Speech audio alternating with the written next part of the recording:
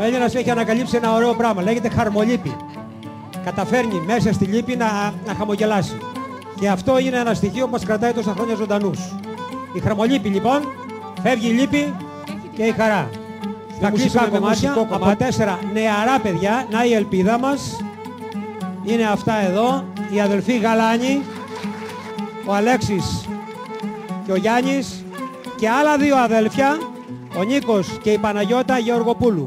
Τα παιδιά αυτά έρχονται στο Λύκειο, αλλά είναι μαθητές του Μουσικού Σχολείου Πατρών.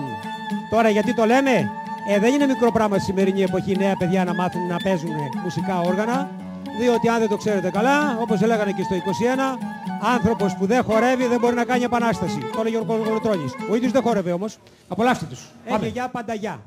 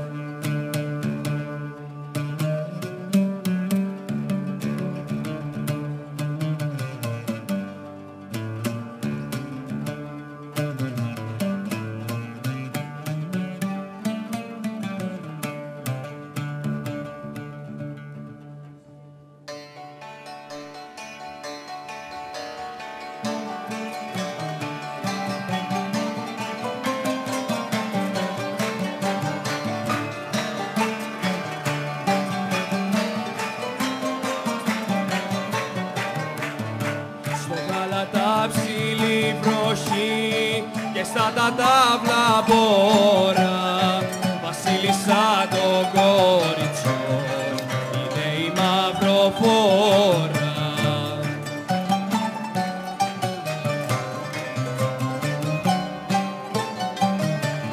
Έχει για πάντα νιάτα, μίλησαμε, όνειρο ήτανε, τα λησμονήσαμε.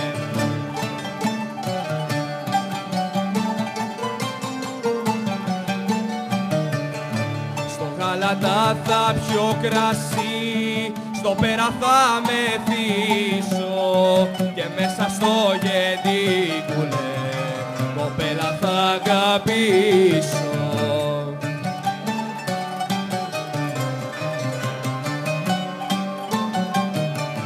Έχει για πάντα για τα μίλησαμε, όνειρο ήτανε, τα λησμονήσαμε.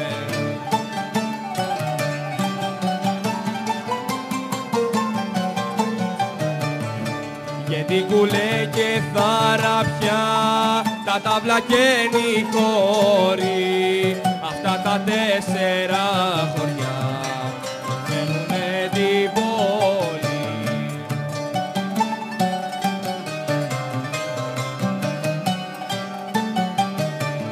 Έχει για πάντα για τα μίλησαμε, όνειρο ήτανε, τα λησμονήσαμε. Έχει για πάντα για τα μίλησαμε, όνειρο ήτανε, τα λησμονήσαμε.